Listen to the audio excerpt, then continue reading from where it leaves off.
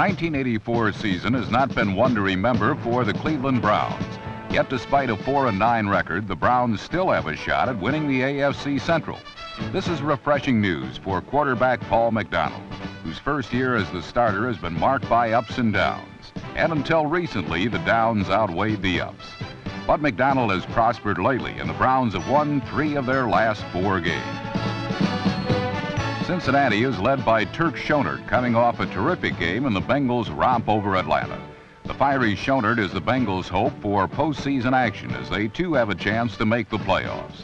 The 5-8 Bengals and the 4-9 Browns are both chasing the 7-6 Pittsburgh Steelers, and they will no doubt be scoreboard watching today, hoping that the Steelers fall to the Houston Oilers. Both teams feel the need to win all 3 of their remaining games to have a shot at the division title, so something has to give today.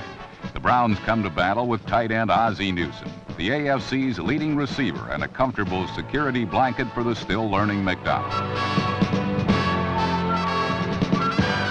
A new weapon in the Browns' offensive attack is rookie wide receiver Brian Brennan. Brennan earned a starting spot only recently, and his ability as a possession-type receiver has greatly helped McDonald in the Browns' offense. It's a must-win situation for both teams. It's as simple as that. Browns head coach Marty Schottenheimer hopes he'll be singing when this one is over. From Cleveland Stadium, it's the Cleveland Browns hosting the Cincinnati Bengals in a crucial AFC Central matchup on the NFL Game of the Week.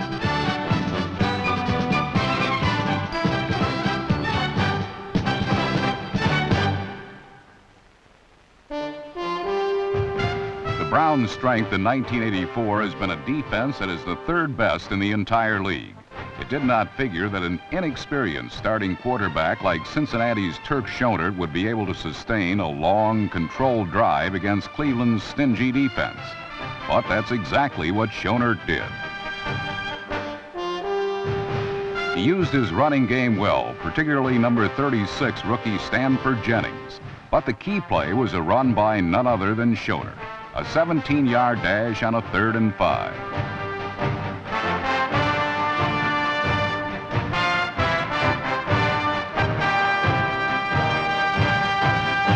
The 13-play, 80-yard march was completed when Schonert went back to Jennings, this time with a swing pass that the rookie took 15 yards for the touchdown and a quick 7-0 Cincinnati lead.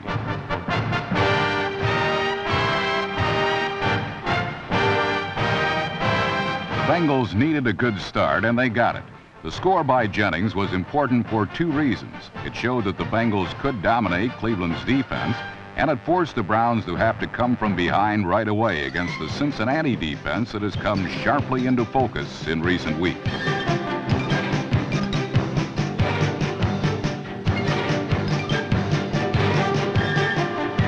Cleveland has the worst running attack in the AFC, so it was no surprise that the Browns had trouble on the ground against Cincinnati.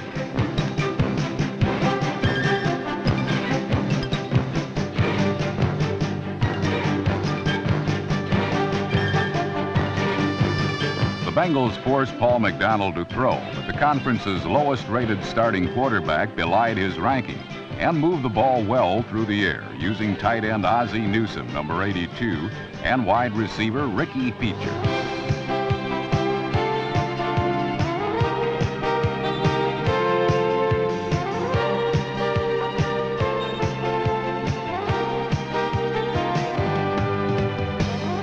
This 21-yard strike to Feature, number 83, was followed by an 18-yarder to Newsome. But the Browns' drive fizzled inside the Cincinnati 10-yard line, and they settled for a Matt Barr field goal, cutting the Bengals' lead to 7-3 early in the second quarter.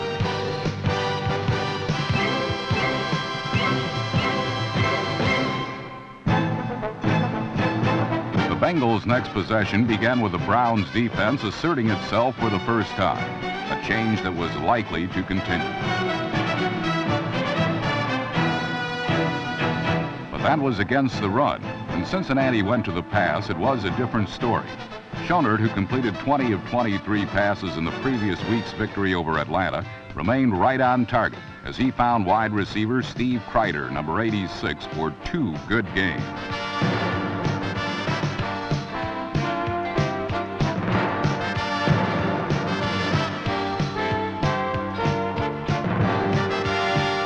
with the ball on the Cleveland 23-yard line and the Bengals on the move again, Schoner made a mistake, and the result was an interception by safety Al Gross, number 27. Gross's step changed the look of a game that had produced few ebbs and flows through a quarter and a half. It was the contest's first turnover, and it came at a time when the Browns were on the verge of falling even further behind. But the spark was ignited, and McDonald grabbed the torch and carried it on a left arm that had weathered some severe storms in 1984. A shaky start plagued the fifth-year veteran, but in recent weeks he had performed well. And following the interception, he passed the Browns straight to 6 points.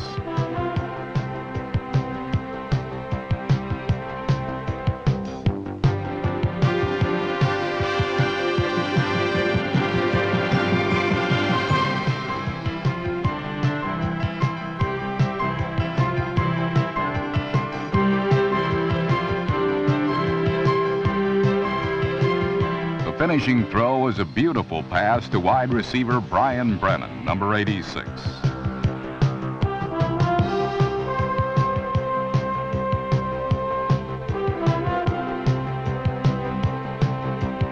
The touchdown was Brennan's third in the last 2 games, as the rookie is beginning to flash the form that made him Doug Flutie's favorite target at Boston College a year ago. Another look at the score reveals the precision of the execution.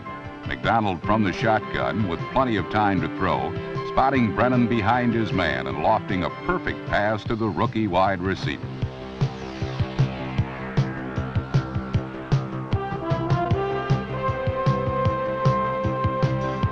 Execution at its finest. The 21-yard touchdown gave the Browns a 10-7 lead with less than 5 minutes remaining in the first half. What was shaping up as a tight struggle between division rivals fighting for their playoff lives. The first half merely set the table for the fireworks to come later.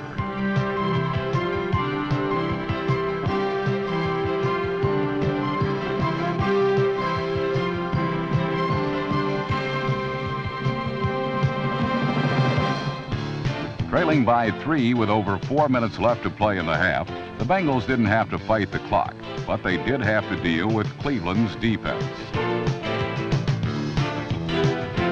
The Bengals took a licking and kept on ticking as they then put together another drive, beginning with a hard running of Stanford Jennings.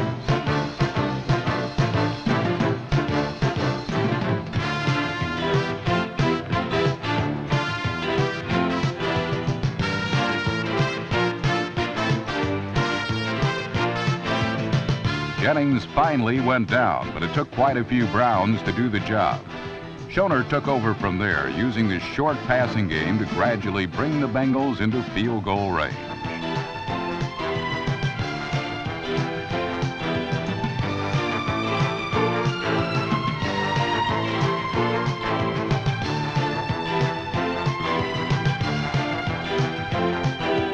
Schoner was using the clock well, but he surprisingly stayed short, not really trying for the touchdown. Perhaps the Browns were laying off, only allowing the short completion. Regardless of the respective strategies, the final play of the first half was a 43-yard field goal attempt by Cincinnati's Jim Breach.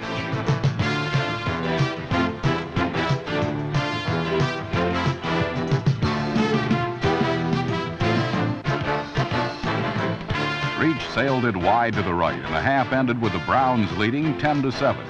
Breach was disappointed here, but he would be slightly more ecstatic when this game would end more than 2 quarters later. It had been a well-played first half considering the importance of the game for both Cincinnati and Cleveland. Mistakes were few, execution was solid, but there was little excitement. That would change dramatically in the second half.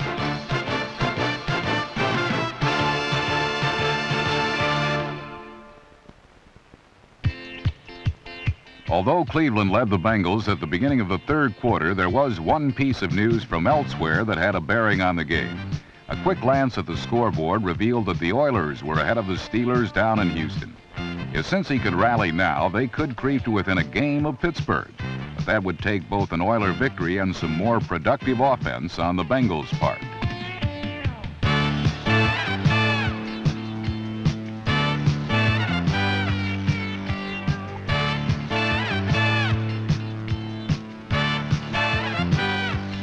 Kirk Schonert hit for several completions early in the second half, but never really got the Bengals close enough for a score. Then Browns defensive end Reggie Camp, number 96, made sure that the Turk would not spark any more Cincinnati comeback.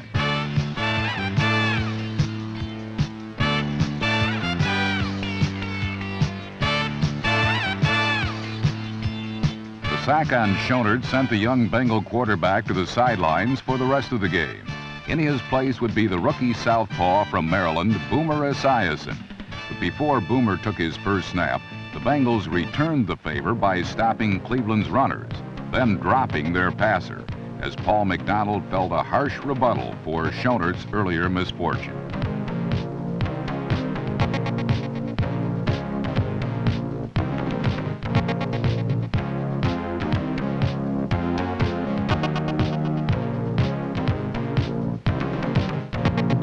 Cincinnati was making things tough on the Browns, and for a while it looked as if the Bengals' new quarterback would do the same. On his first series, Esiason made a nifty move to avoid a sack and pick up an impressive completion to tight end M.L. Harris. But just as quickly, the Boomer was bombed by a blitzing Clay Matthews, number 57, and the Bengals saw the third quarter slip away, still on the short end of a 10-7 score.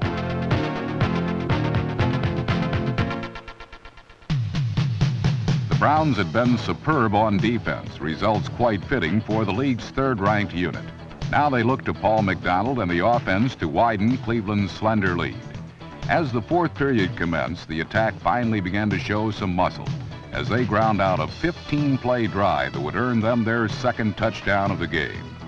Among the successful ingredients were 5 clutch completions from McDonald.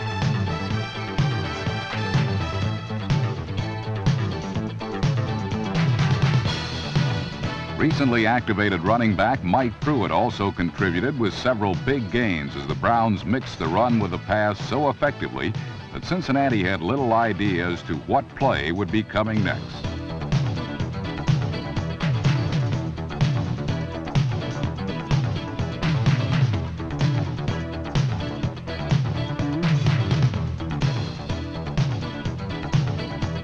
Near the goal line, however, the Bengals appeared to end Cleveland's lengthy drive when number 26, Bobby Kemp, swiped a McDonald toss into the left flat. But since he was called for defensive holding, wiping out the interception and giving the Browns a second chance. On the first try, Mike Pruitt pounded the middle but found no daylight.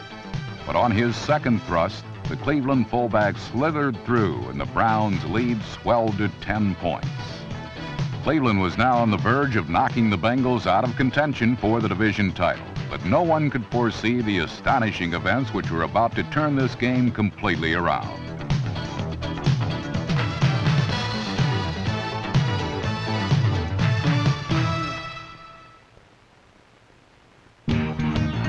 Cleveland fans have had precious little to cheer about this year, but they now sensed the victory for their team and were whooping it up. However, the noise soon subsided as Bengal rookie Boomer Esiason began to move his team on their best offensive drive since early in the game.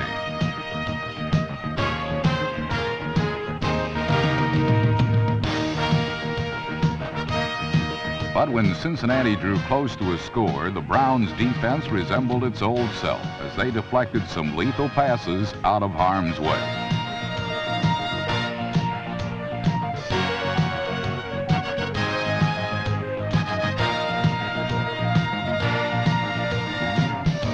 Then Cleveland pressure from linebacker Chip Banks forced what appeared to be a sack and fumble by Esiason, and the Browns' victory hopes went on the upswing.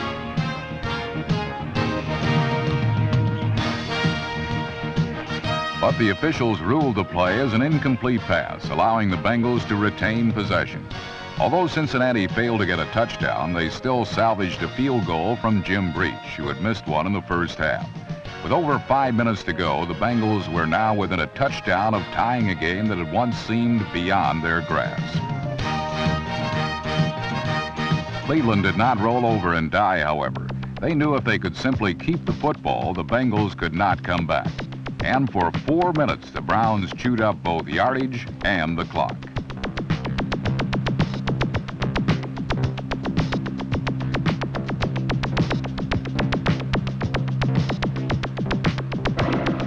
But on a crucial third down play, Mike Pruitt was unable to get the first down yardage that would likely have wrapped up the game. No matter, the Bengals were out of timeouts, and a deep Cleveland punt would put them hopelessly out of position for a tying touchdown. But that deep punt never came to be.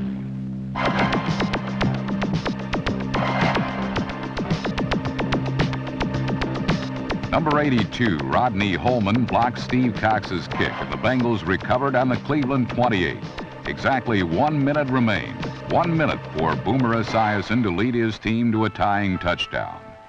Yet on the first completion, his receiver Steve Kreider was unable to get out of bounds, and more valuable time evaporated. Then Cincinnati got a break when the officials stopped the clock for them.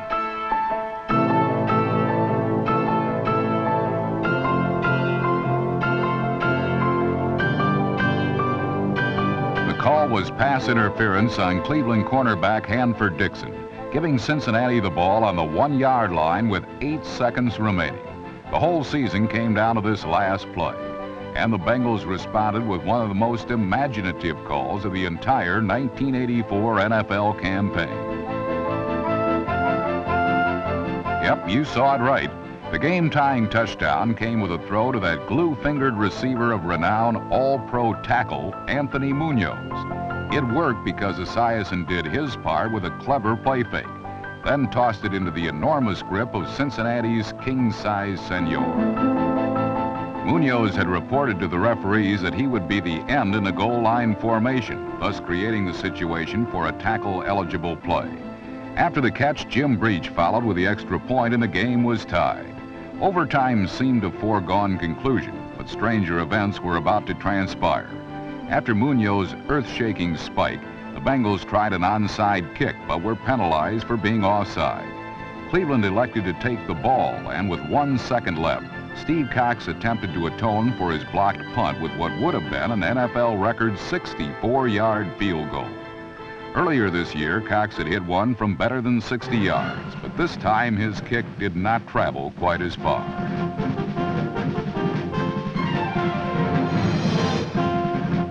Cox suffered his second block of the period, then was party to one last special teams breakdown that ultimately led to the Browns' demise. Cleveland was unable to move after winning the overtime coin toss, so Cox punted to number 25, John Simmons. It was a move that all Browns followers immediately regretted.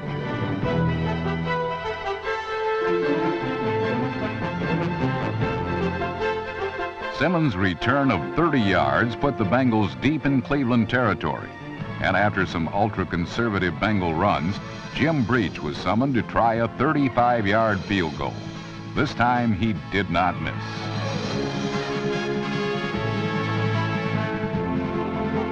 With 4.5 minutes gone in overtime, the Bengals had pulled out a miraculous win that had once seemed impossible.